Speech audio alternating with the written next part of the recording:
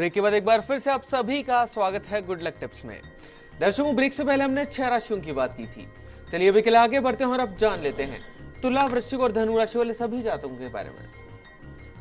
बात करते हैं हम जो तुला राशि वाले जो दर्शक हैं उनके बारे में। शुभ समाचार आज आपको मिल सकते हैं और कोई काम यदि आज आपका पूरा हो जाए तो बहुत ज़्यादा खुश ना होकर आगे की प्लानिंग करना शुरू कर दीजिएगा। ऐसा नहीं हो कि खुश भी हो लिए और सेटिस्फाई होके सोचना ही बंद कर दें। रोजगार के मामलों में किसी से सलाह करें, लाभ होगा। पार्टनरशिप में आपके डिसीजंस आज फेवरेबल रहेंगे। आज के दिन की सफलता के लिए पीपल के पेड़ के नीचे तेल का दीपक जलाइएगा, जल अर्पण कीजिएगा, दिन अच्छा गुजरेगा।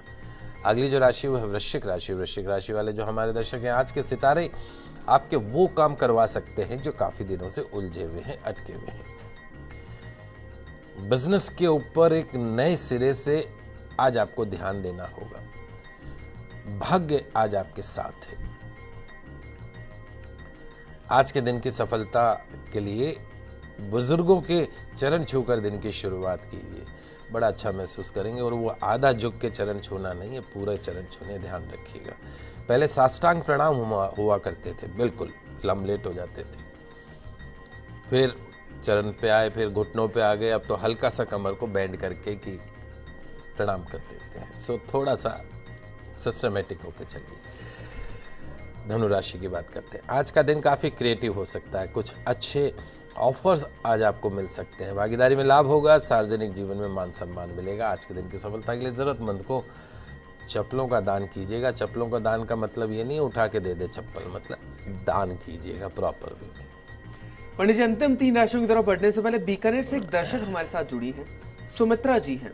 इनकी जन्म की तारीख है 18/10/1991 और इनके जो जन्म का समय है पंडित जी वो है शाम का 5:36 का। सुमित्रा जी, आपका बहुत बहुत स्वागत है हमारे इस कार्यक्रम में। अपना प्रश्न पूछिए। सुमित्रा जी, अपना सवाल पूछिए। पंडित जी, लगता है कि तकनीकी कारणों के चलते उनका संपर्क हमसे नहीं हो पा रहा है। पंडित जी, अपनी शादी के बारे में और अपने आने वाले भविष्य के बारे में जानना चाहती थी सुमित्रा जी। देखो बेटा सुमित्रा, आपकी जन्म कुंडली में एक तो मांगलिक है आप, गुरु की महादशा आपको चल रही है, उसमें भी शनि का अंतर 21/4/2017 को खत्म होगा। इस आने वाले महीने में 21 अप्रैल 2017 को गुरु की महादशा, शनि का अंतर, उसके बाद आएगा गुरु की महादशा, बुध का अंतर 2019 तक चलेगा। तो आपके विवाह का जो योग है वो बनेगा 21 अप्रैल के पश्चात। इस साल के 2017 के अंत तक आपके विवाह के पूर्ण योग है, इसमें कोई दो राय नहीं। अब समस्या क्या है आपकी जन्म कुंडली में? आपके विवाह के घर का जो स्वामी है बुध, वो आपकी जन्म कुंडली में अस्त है। अस्त होने का मतलब ये होता है कि सूर्य भगवान जब शाम को अस्त हो जाते हैं, गर्मी रोशनी सब खत्म हो जाती है। तो यदि आप चाहती हैं कि आपका शीघ्र विवाह हो तो वजन के बराबर गुड़ का दान करवाइए। गौशाला के अंदर जाकर अपने हाथों से कीजिए, गाय को खिलाइए। एक पन्ना रत्न सीधे हाथ में धारण कर लीजिए, 5.25 रत्ती का, सबसे छोटी उंगली के अंदर।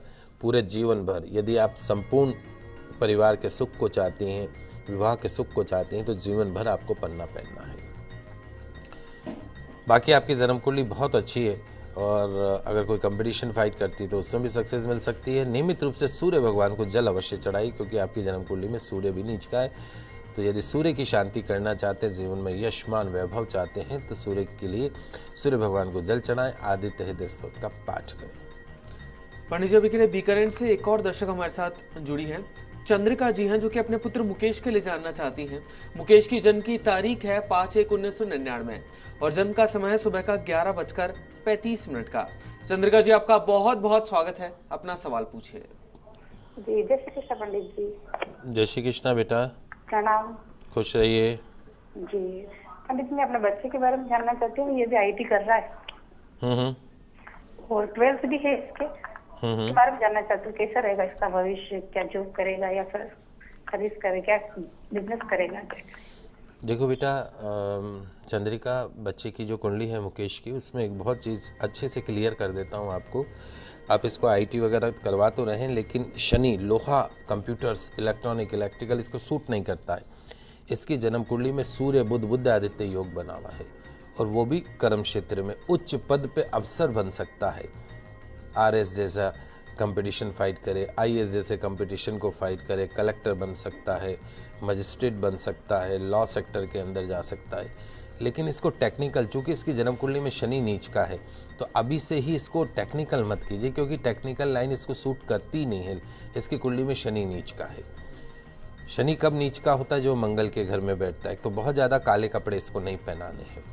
एक मूंगा रत्न आता है, तिकोना मूंगा 6.25 रत्ती का, वो अगर गले में पेंडेंट में डालना चाहे तो पेंडेंट में, उंगली में पहनना चाहे तो उंगली के अंदर, अनामिका उंगली में चांदी के अंदर 6.25 रत्ती का तिकोना मूंगा जीवन भर पहनना है। नियमित रूप से हनुमान चालीसा का पाठ करना है। शनिवार के दिन विशेष तौर पर सुंदरकांड का पाठ या 7 बार हनुमान चालीसा का पाठ करना है। जन्म कुंडली बहुत अच्छी है इसकी।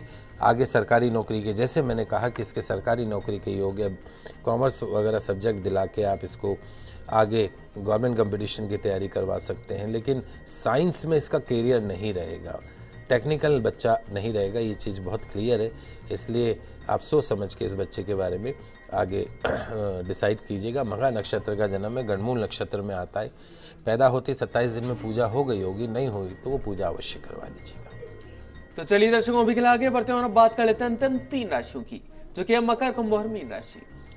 मकर राशि वाले जो हमारे दर्शक हैं, आज किसी बड़े काम के लिए हिम्मत से खुद कोशिश करेंगे तो उस बड़े काम में आपको सक्सेस मिल सकती है, क्योंकि आज के सितारे आपके साथ हैं। कुछ नया करना चाह रहे हैं तो कर लीजिए, क्योंकि आज किस्मत का सहयोग आपको मिलने वाला है। आज के दिन की सफलता के लिए सफ़ेद पुष्प अपने पितरों को अर्पण कीजिएगा, दिन अच्छा गुजरेगा। अगली जो राशि हो कुंभ राशि। कुंभ राशि वाले जो हमारे दर्शक हैं, आप आज कोई नया काम मत कीजिएगा और न ही करने की प्लानिंग कीजिएगा। आज तो बस जो रोज़मर्रा के काम हैं वो करिएगा और साथ में भगवत स्मरण भी करते रहिएगा। वो काम ही करें जो जरूरी हो। शांत होकर अपने काम के ऊपर कंसंट्रेट कीजिएगा। आज के दिन की सफलता के लिए छोटी कन्याओं को कुछ मीठा खिलाइएगा। अंतिम राशि की बात करते हैं, मीन राशि। आज आप अपने काम की जो प्रायोरिटीज़ हैं, प्राथमिकताएं हैं, वो तय नहीं कर पाएंगे। लिहाजा जो काम सामने आए उसे निपटाते चले जाएं। बिजनेस या निवेश का कोई प्रस्ताव है तो उस पर बहुत सावधानी से विचार कर लें। आज के दिन की सफलता के लिए तुलसी जी की परिक्रमा करके घर से निकले, दिन अच्छा गुजरेगा। तो दर्शकों, ये तो बात हुई आज के दैनिक राशिफल की। चलिए अभी के लिए आगे बढ़ते हैं और पंडित जी से जान लेते हैं कि आज का गुड लक टिप क्या कुछ खास लेकर आए हैं आप सभी के लिए। दोस्तों, जिस प्रकार परिश्रम, हार्डवर्क हमारे लाइफ की एक नीड है, आवश्यकता है, ठीक उसी प्रकार विश्राम करना, रेस्ट करना, सोना, वो भी बहुत आवश्यक है। बेसिक नीड है बॉडी की। 5-7 घंटे, 8 घंटे नींद होनी चाहिए। इससे क्या होता है कि एक साउंड स्लीप अगर आप लेते हैं तो जब आप उठते हैं तो एक नई ऊर्जा के साथ में आप पूरे दिन की शुरुआत करते हैं। तो जो आपके घर का जो बेडरूम है, that is the most important thing. Vastu के अलावा कुछ विशेष बातों का आपको बेडरूम में ध्यान रखना चाहिए, ताकि आपका जो दिन है वो शुभ रहे। बेडरूम जो है वहाँ का माहौल अच्छा रहे। बेडरूम में वास्तु के विरुद्ध कार्य जीवन में अनेक परेशानियां पैदा कर देता है, उनसे बचना चाहिए। हस्बैंड वाइफ के रिलेशंस में तू मैं बात पे चिक लेके आ जाता है। अनिद्रा, बिस्तर में जाके नींद ही नहीं आती है। Different kind of so many problems को फेस करवाता है। तो कुछ सरल सी बातें मैं आज आपको बताना चाहता हूँ। एक तो आपका जो बेडरूम है उसमें बिस्तर कभी भी दीवार से सटा कर नहीं रखें। जो बेड है वो कभी भी दीवार से टच नहीं होना चाहिए, थोड़ा सा गैप रखें। हस्बैंड वाइफ के रिलेशंस के लिए शुभ नहीं माना जाता यदि आपने बिल्कुल सटा के रख रखा है। इससे रिश्तों में दरार आती है। वैवाहिक जीवन जो है वो सुखमय नहीं रहता है। बेडरूम में सोते समय जो आपके पांव हैं वो ठीक दरवाजे के सामने नहीं होने चाहिए। हेल्थ सेक्टर पे इसका इम्पैक्ट पड़ता है, एज फैक्टर पे इम्पैक्ट पड़ता है, अल्पायु हो जाती है। कभी भी ऐसा मत कीजिएगा। बेडरूम में कभी भी खाना नहीं खाना है। Don't take food on in the bedroom. अगर स्थान के अभाव के कारण बेडरूम में खाना पड़े तो वहां से झूठे बर्तन तुरंत हटा देने चाहिए। जिस स्थान पर आप सोते हैं, विश्राम करते हैं, नींद लेते हैं, वहाँ झूठे बर्तन रहने से नेगेटिव एनर्जी फ्लो करती है, आपके रिलेशंस को स्ट्रेसफुल बना देती है, हस्बैंड वाइफ के बीच में एक वैचारिक मतभेद करवा देती है। और सबसे इंपॉर्टेंट चीज, वास्तुशास्त्र के अनुसार यदि आप आग्नेय कोण के अंदर बने कमरे में शयन करते हैं, सोते हैं, यानी आपका बेडरूम जो है वो साउथ ईस्ट कॉर्नर में है।